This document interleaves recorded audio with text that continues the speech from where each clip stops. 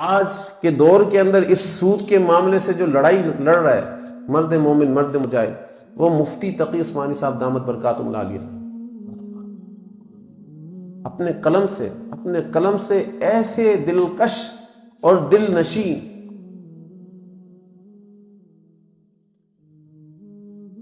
تحریریں لکھ دی ہیں،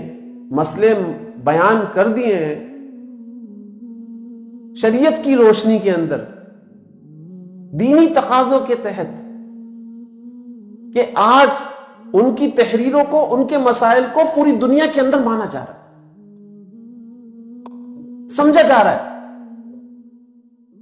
اور کسی حد تک مسلمان جو ہے نا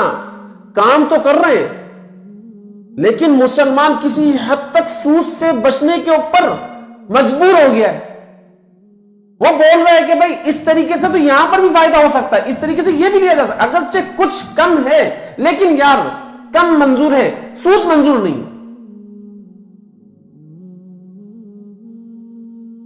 آپ دیکھ لو بینکنگ لائن کے اندر مفتی تقی عثمانی صاحب کی کیا خدمات ہیں، آپ کو نظر آ جائے، اور آج پوری دنیا کے علماء ان کی خدمات کو سراہ رہے ہیں۔